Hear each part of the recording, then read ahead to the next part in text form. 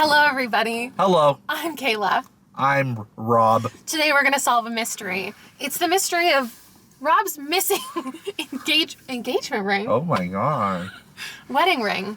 Where is it? On my sink after my shower. Okay, the mystery we're actually... It's actually annoying because I own about 9. Yeah, he keeps buying these silicone ones. You'd think that would mean he keeps them on. It was just really dirty, so I was cleaning it. Hey, that means we're not married today. We're actually detective partners solving a crime. It's the X-Files! That was really loud. This is... Oh, wow. It's so glossy. You go ahead and introduce it. Today, I present to you Zapped in the Zinnias by Dale Mayer. Meyer, I think. Sorry. Zapped in the Zinnias by Dale Mayer. You did it again. Zapped in the Zinnias by Dale Meyer. It might be Mayer. There's girls trying to parallel park behind us. There's a man screaming at no one with his whole ass out. Oh, it's still out.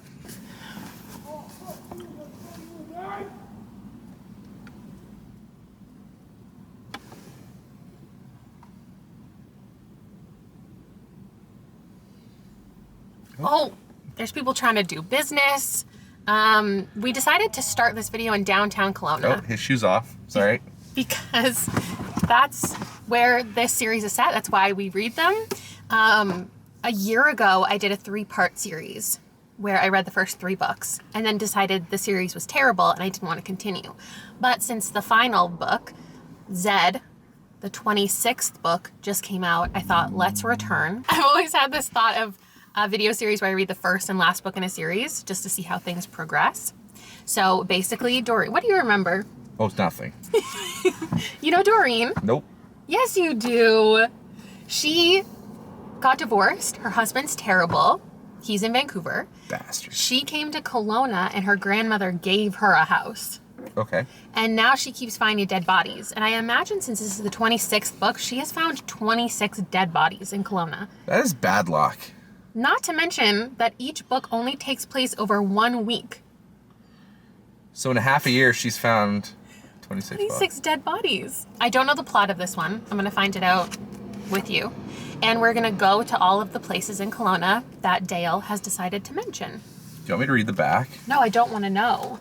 Dead ass? Don't tell me. What I hope from this book is that we get Doreen's full character arc. She started the book coming from a very wealthy situation, but also an abusive situation. I hope she gets closure with her ex-husband. I hope she finds a job. She's found a job since the first 3 books because she has no money and she keeps stealing her nan's food every time she goes to her senior living situation. Do you want me to read you the tagline? Sure. Riches to rags. Right. When endings happen, new beginning. Riches to rags. When endings begin. Nope. Riches to rags. When endings happen, new beginnings start. Chaos fills the middle. Okay. Her animals are in all of them, and okay. I have been very adamant that one of these books, the animals need to be solving the crime because she has a talking parrot, and I don't understand for what reason, if he's not going to give her a clue. So maybe that's already happened in the series, but also what I expect is for this to give me absolutely no context for the rest of the series. I don't think I'm going to get insight into a single other mystery we've already gotten because these read very independently. Since it's the last book, I hope that her and Mac are together. So she meets a police officer named Mac in the first book, and they've been flirting the first 3. Maybe each book takes place over 2 weeks. I think it's probably been a year. That's how much time has passed, or 9 months. And I imagine she is going to get married to Mac in this final book. Like I imagine the series has been following the courting, and maybe they're engaged. I don't know. Maybe they're gonna get engaged at the end. Hopefully he doesn't forget his engagement ring. Yeah. Doreen and Mac, or me and Rob. Vote in the comments below. Who's your biggest ship? So Rob's taking me out for breakfast. Brekkie. And I'm gonna read this the entire time and ignore him. Where are you taking me? EB Breakfast Co. There's an egg on the sign. There's probably lots of eggs Benny, maybe. Oh, that's why you're here. Rob loves an eggs Benny. I brought our trusty notepad. I don't see the magnifying glass, so I can't see I don't know where it is. I also donated my trench coat last week. And then we'll go to whatever location has been mentioned. Hopefully it says locations. Oh, my battery's dead. Oh, that? How'd that? Okay.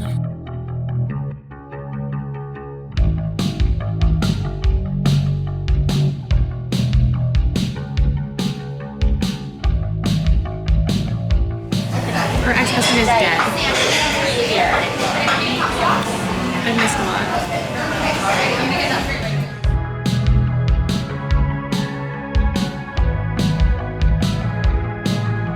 Okay, so Zapped is referencing a taser. It mentioned our first location. The person, the dead body that was found, literally page 2, was behind the juice processing plant downtown Kelowna. So we're gonna head over there, I guess. And the person had been tased, and they were tased by a police taser that I guess had been stolen from one of the police officers, one that Mac works with, like 10 years ago. And it was traced back to being the same taser. And yeah, Matthew is dead. I'm assuming that just happened in the very last book, the way that they're speaking about it, because people are talking about how Doreen can finally like move on from her ex because they were still in like this divorce situation. Don't look. What? So Doreen, I guess, is not working still. She's not making any money. Oh, you're not the only Jeep to run a curb. He's on the sidewalk. Yeah, you can with those tires. She's not making money. She was just talking about how Mac had to buy her pizza because she wanted to get it for all the people. If we didn't just have breakfast, I would do what Doreen was doing. I would go get his pizza, but I'm so full of that breakfast. Yeah. Delicious. She is like solving some cold cases though. I guess that's what she's been up to. She's not getting paid for it. She's not doing any official police work either. So she's interviewing this guy who was roommates with the police officer, Arnold, who's like working with Mac. Arnold's taser was stolen 10 years ago, and he thinks that it was his roommate from 10 years ago. So now Doreen can call that guy and ask him all these questions and interview him because she's not officially police. She's not in the investigation. She can just do it on her own. And he said he doesn't want to talk over the phone. He would rather go to City Park. So that's where we're gonna go. Right now? Do you have other plans? No, I'm just saying. I thought we were going to Sunripe first. Okay, so the juice processing plant, I'm assuming it's mentioning, is Sunripe. We could drive by it. Yeah. Take a little video Yeah, of we it. could do that. I guess the person died, it said in a flower garden, but I don't think there is a garden. There's a very large encampment. Actually, speaking of gardens, that's where the unhoused people of downtown have been pushed into that area. And they were like, there are, I guess, garden beds around there. They ripped them out. And then they started putting vegetables in there and growing it. And there's like 100 people who live down there. And then the police came in, or whoever, and ripped out all of their gardens. Yeah, it's weird. We'll drive by it and then we'll go to City Park and I can read the next chunk. Here is Sunripe. Tell them about it.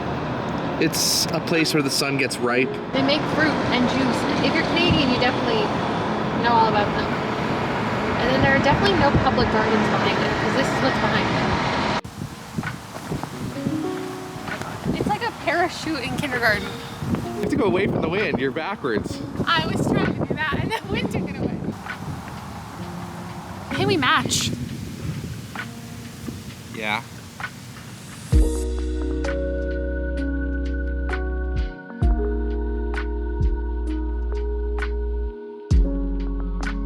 Doreen wandered around City Park heading toward the huge pergola where she and Frankie had planned to meet. The hell's a pergola? There are no pergolas in City Park. It has a top to it, like those ones on the water, kind of. But she didn't say on the dock. Oh, and she brought coffees for them both. Do you want to read this aloud to each other? Nope.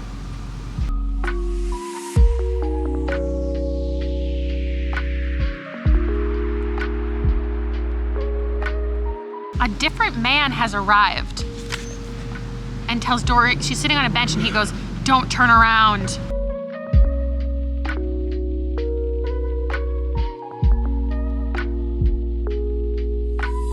They said they're meeting at the monument at City Park. That one? We're already there. How crazy. We're at the monument. Easy. Unless they mean like the dolphins. I mean, that's still just down there. Or the sailboats. Something else I'm hoping for in this book is that Dale doesn't accidentally mention American things instead of Canadian things, because that's something that happened regularly, calling BC a state instead of a province. Something else that I'm hoping, but I'm halfway through, and I don't think I'm gonna get it, is that I can solve the mystery. A problem with this series and why it's not the best as a cozy mystery is I really don't think that it lends itself to the reader figuring out the mystery. And that's what I want. Like, that's what I want these videos to be. And that's why the series especially like stopped, is I can't solve the mystery, because in every scenario, the culprit isn't introduced until like the final third of the book. And it's not until someone just confesses what happened to Doreen for her to know who did it. Like, she never actually solves anything on her own. She follows certain clues, she goes certain places, she makes good decisions, but it's only when somebody just confesses that we and her figure everything out. There are these 3 people who live together. We have Jed, who seems to be like the ringleader in this whole thing. Like, maybe he's responsible for him and this other guy breaking into the cop's house 10 years ago. And there's another woman, Tammy, who currently, like, those 3 all live together. The other one's Frankie. So Frankie, Jed, and Tammy. Oh, something else I'm hoping for is that we don't reuse names, which we haven't yet, because in the first couple books, every woman was named Cicely, Celeste, and every man's name was Josh or Robert or Richard. It was like JR names, and I was forgetting again with Jed. But the woman is Tammy, so that feels a little bit different. And she just met Tammy in the park, and Tammy informed her that she is a sex worker. And she is kind of under the thumb of Jed, and it seems to be like a really simple way out, the way that Doreen and her are having this conversation. She wants to help Tammy out of her situation, and Tammy says, oh yeah, if I just had a bus ticket across the country, my family would take me back in, I would have no issues, like I just need to travel. And so I feel like because this is the final book in the series, this is going to be Doreen's chance to do something positive for like a person or the community, and that's maybe where we're supposed to imagine her after the series ends, is like this charity and support. She's about to come into a bunch of money because her ex-husband is now dead, apparently. Still don't know how that happened. And she's gonna use her money for good. But as far as the actual mystery with the taser, we don't know who died and we don't know who tased the person. I don't think it's gonna be as simple as being Jed, Frankie, or Tammy, because we met them too early in the book. So there's gotta be somebody else involved. It says they have a 4th roommate, so I'm assuming that person. That's too many roommates. It's Kelowna housing prices. They even talked about that. She was like, I live with all these people because the housing crisis is crazy. And then Doreen was like, I totally see where you're coming from. I also didn't have a place to live for a long time, and I really struggled. And I was like, I don't really remember that. I feel like Doreen went right from her husband's house to the gifted house by her nan, but I don't know. Oh my God, that wind is a frigid. Oh, and her and Mac are together. They just like haven't, they're not official, but they're clearly in a relationship, and everybody wants them to get together, and everyone keeps saying like, I want you to get married before I die, and like I want to see you have like be happy before I die.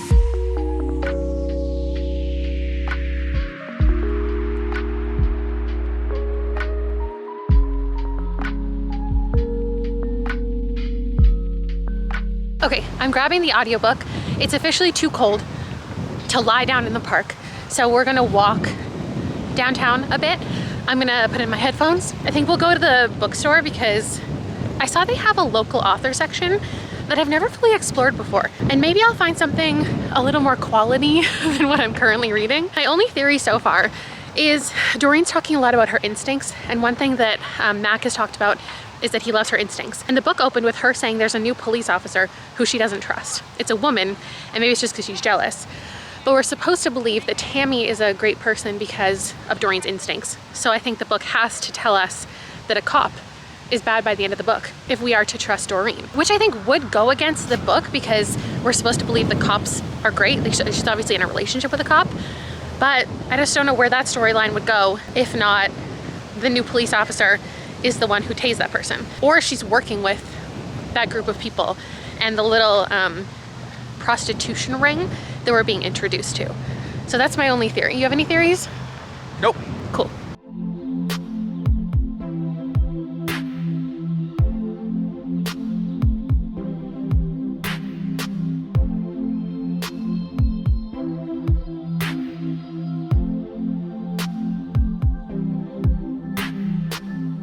You and Liam's favorite store side by side. Wait, which one's Liam's favorite store? Oh, Lululemon.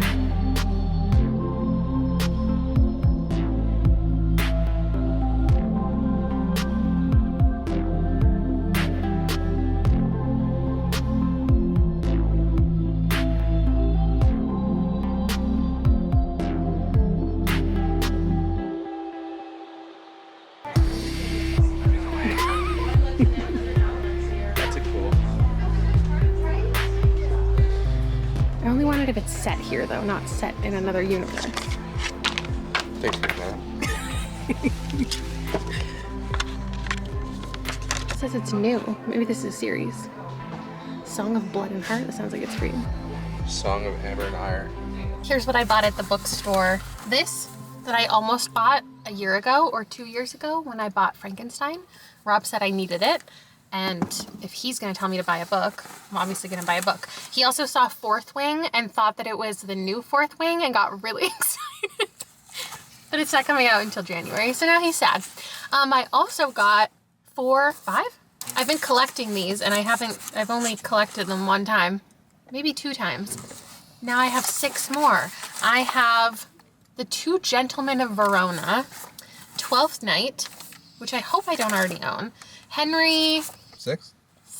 Henry the Sixth? If it's 4, it's IV, because you're less than 5. And if it's 6, it's VI because you're more than 5. Why do you have to do math with Roman numerals? You don't. You just have to, wherever the I is, Yeah. if it's before, it's less. If it's before, after it, it's more. So the 1, just think of the I But then how come as 3? an add one. How come 3 isn't IV? Because they didn't want to write that much. But why couldn't they do 4 as I? They could. That's just not how they chose to do it. Love Labor's Lost, which I've never heard of, and Henry 8. the Eighth. I knew that one. What a man. Why isn't that IIX? 10 minus 2. Okay, I was listening to the audiobook and I ended at the end of chapter 19. I stopped there. I could have kept listening, but I needed to update you because we have a different mystery present. Nan is being held at gunpoint. Nan! Doreen got a call from Nan and she goes, "You should probably hurry home. There's a man sitting beside me with a gun. He says he'll wait right here until you come home. So sooner would be better." And with that, Nan ended the call. So I guess this is the moment for us. Oh, we also got Jugo Juice to give our predictions because there's only a third of the book left. Look, our drinks match it. So far, we only have one mystery in here. Tammy, who is trying to leave. Doreen just offered her money and she's going to get her out of her situation. And she is related to Jed and Frankie, who stole the taser maybe 10 years ago. That's the only mystery. We still don't know who was tased or who tased the person, but like that mystery is already happening. So I'm assuming this situation with Nan is a separate thing, but introducing a whole new mystery to solve with 100 pages to go is interesting. I think I would say my prediction is that the person with the gun is more of an overarching story. Like it's not gonna introduce a new mystery. I feel like this person is somebody maybe who's been in previous books or who is just generally upset with Nan and her, like she has a bunch of different neighbors, her care home. So it's something related to that or something related to Doreen and like the original mystery, or I just don't think it's gonna be a brand new mystery. I feel like it's something that's kind of carrying over from earlier. Someone who is threatening her, something with her pets maybe, because her pets are kind of famous in town. Maybe the pets have done something annoying. Maybe Nan stole the animals. Like, I don't know, but it has to be something kind of overarching because there needs to be some type of important closure here in some way. Because we've already gotten closure with Mac, like they are together. We've already gotten closure with her ex-husband because he's dead. We've gotten closure kind of with Doreen and her future and what she wants to do with her life. I feel like there's like something else going on. Maybe it's related to her ex-husband. I don't know. What are your theories? I think the parrot is actually the soul of her dead ex-husband. Like it's been his soul all along, or when he just died, the soul went into the parrot? I guess when he died. Okay. And he's gonna be the one to solve the whole thing by giving her a clue. The ex-husband? Yeah.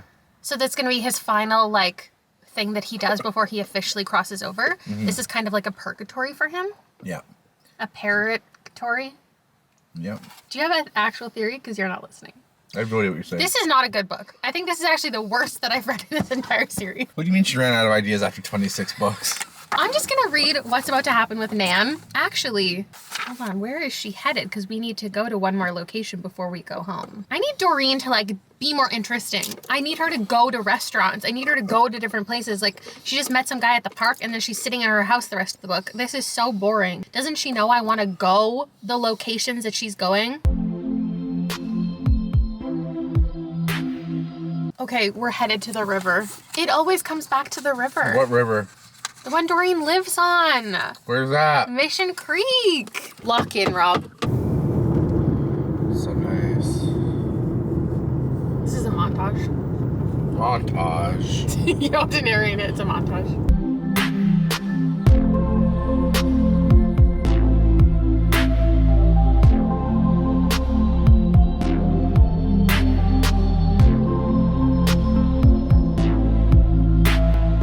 So this is the river that Doreen lives on. I know that because I triangulated per location.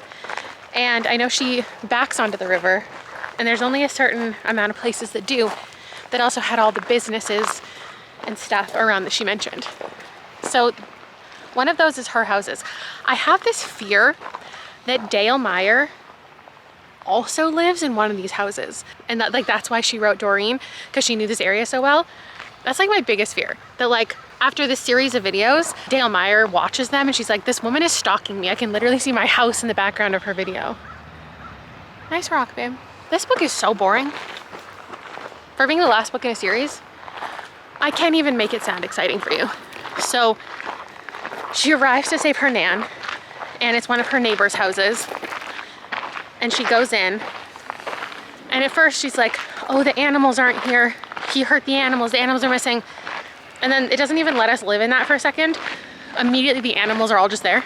Everyone's happy. And this guy is holding Nan at gunpoint because he's mad that Doreen has been solving all of these crimes. And it's making his nice, quiet Kelowna like wild and crazy because she's digging up all this stuff. And he has nothing to do with any of the crimes. He just doesn't find his life as peaceful anymore. That's it. That's the whole thing. And then once Doreen gets there, he's like, oh, hey, maybe you can solve this crime. There are people walking up and down the greenway at all hours of the day, and it really bothers me. So figure it out. And she goes, okay. And then somehow she links it to Tammy and sex work. And Tammy goes, oh, it's probably this woman, Jenny? I think it was Jenny. So now, just like I thought, 60 pages from the end, suddenly we know about this woman, Jenny, and obviously everything's gonna come back to Jenny. Sorry, I just flipped it open. It was Julie. Also, the man who was holding Nan captive is Jethro. So we have Julie, Jethro, and Jed, who are all driving the story. You know, if I can't even get Rob to listen to what this book's about and theorize with me, I don't know how I'm going to make this an interesting video for you. I don't have enough characters to make like lists of people that are suspects. There's just this one woman in this one house who's making a lot of noise at night, and she's suspected to be a madam. And I think I'm about to find out in these like 30 pages that she is also the one who's responsible for Tammy's situation, Jed's situation, Frankie's situation. I think it's all just going to be wrapped up right here. Not that we even know anything about those other characters. Like Frankie and Jed are just these two people. The person who died is unnamed. He's just some guy who had criminal activity in his own life. So a bad guy was taken out. That's it. I've got nothing for you because this book has nothing for me. We've already had the situation in all of these books where Doreen is in a dangerous circumstance and Mac has to come save her because she's just talking to somebody who is dangerous and like doesn't recognize it, I guess. So her instincts aren't actually that good. She was being threatened by, I think it was Jed in the park, and it was just like, I was listening to the audiobook and I swear it was like 7 chapters of just this guy repeating himself, being like, you don't get to talk to Tammy. Who do you think you are? How do you think you're involved in that? Who do you think you are? Who do you think you are? Who do you think you are? I don't even know you. Who are you? Which is fair, because Doreen's just like some random lady.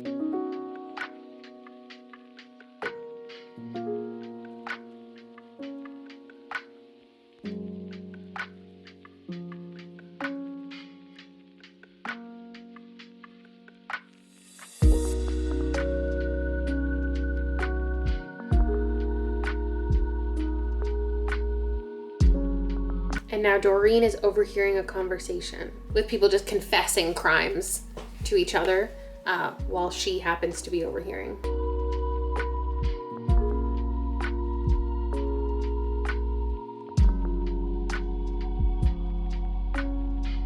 And right before Doreen gets hurt, Max shows up and saves her for the second time in one book. A guy's walking around with a duffel bag and Mac's gonna stop him. And he says, "Who are you?" 3 different times. The only interrogation we get from these criminals, who are you? Who are you? Why are you doing this to me? Who do you think you are?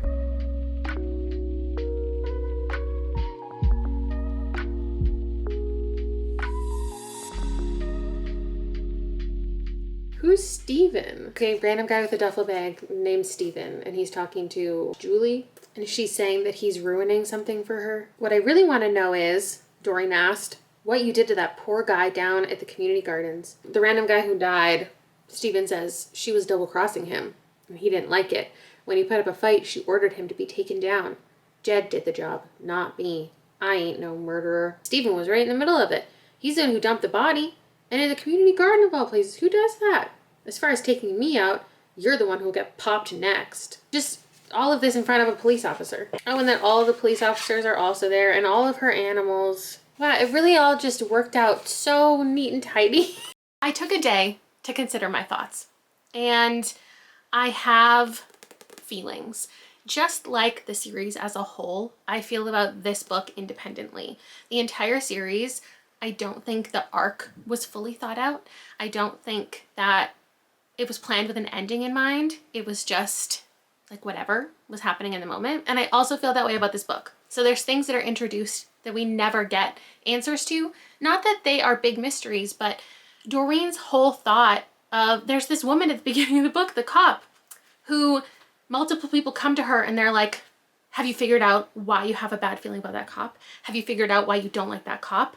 That's never resolved. So what was the point of it? And then the mystery at hand, there were no red herrings. And maybe it's because it's the last book and the author didn't want to introduce too many new ideas, too many new characters, but it was just a little too straightforward. But taking a day to think about it, maybe she's just tired of writing this series. It's been, I mean, she's written all 26 of them over just 5 years, but it's been 5 years.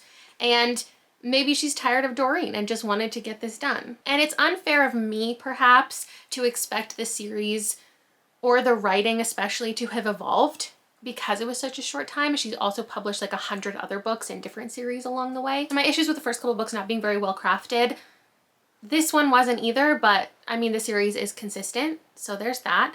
I understand this is a cozy mystery, and so she didn't want to do too much else, but I just think that storylines going throughout series are usually there and I appreciate them. This just had none, besides, I guess, her ex-husband, who in the first 3 books, she never interacted with. And I'm assuming that she never did. His death wasn't something she was actively involved in or investigating. It's just he happened to die. I didn't get any insight into any of the other 20 odd books and mysteries. There wasn't any like little nods like, oh, that time Doreen did this, that time Doreen did that. I thought maybe this being the last book, there could be a bit of a reflection. Her being like, here's all the things that I accomplished in the past 9 months, and I've grown as a person, and here's everything that we did together, me and Mac. But I got no insight besides a small reference to her animals saving her one time, but I didn't get anything about the animals solving a mystery. That did not happen in this one either, which I think is just a waste. Doreen never found any real motivation. She never found a job. She is doing something, but it's just something that fell into her lap. And as much as everyone else in the series seems to say it to her, no, I don't think that she is talented in private investigating, if that's what you want to call this, because the only time she ever learns anything is when she's accidentally in a room overhearing people confessing. And then she goes, did you do it? And they go, yeah, you caught me. No, she didn't. You're just an idiot. 26 murders. 26 morons committed them. I unfortunately did not go the book without American references in a Canadian story. I think it was when she said that she was going to send something to the district attorney that I was like, oh, come on, you are so close. Again, it's a cozy mystery, so maybe it's not fair of me to expect conversations to go further than they did. But if you're going to bring up the housing crisis, the opioid crisis. Like, let's actually talk about them. Let's talk about the organizations that are in place in Kelowna that I myself contribute to that support the unhoused, that support women at risk. Instead of making it just Doreen, who's like the only person somehow in Kelowna who's considered maybe these people need help. I liked what we were getting into, but then it was just really cold takes from Doreen about, oh, I don't want to give her money because she might spend it on drugs. So I'm just going to buy her a bus ticket instead. And that situation is so easily solved for that woman. And that's not going to be the scenario for everyone else that she plans to help. And when she's talking about using her money for good, Mac talks about it in a negative way towards her, the potential of this taking over her entire life. And once you help one person, you're gonna have to help everyone. Instead of the conversation we should have had, which was not every situation is going to be this simple. There are people who are in real crises. There are people who are going to need therapy. There are people who are going to need consistent support. At the end of the day, this ended up being a really easy mystery to be solved. It was just one person, Tammy, being controlled by Frankie, who's being controlled by Jed, who is being controlled by Julie. The person who died was also involved in their criminal activity. The actual only shining star in the book might have been Jethro, because he just so happened to complain about his neighbors being too noisy, and that brought Nan into a life-threatening scenario, which made Doreen look into the case, and it was just somehow connected. In earlier books in the series, there have been multiple mysteries. Usually there's a cold case, usually there's something active going on. In this one, I think the author probably didn't want to introduce too many wild ideas to wrap up the series, but also didn't give us very much other closure. Like, her and Mac are together, but that's kind of it. She has money now, good for her. I guess she's become a little more selfless over the books. And if that's the only takeaway after, what's 300 times 26? Almost 8,000 pages.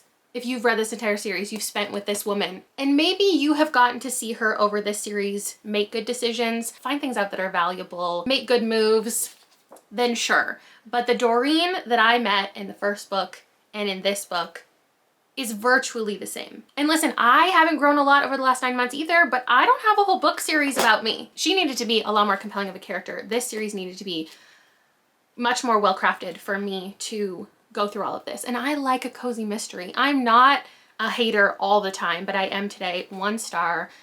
And I'll see you in the next vlog. Hopefully it goes better than this. Bye!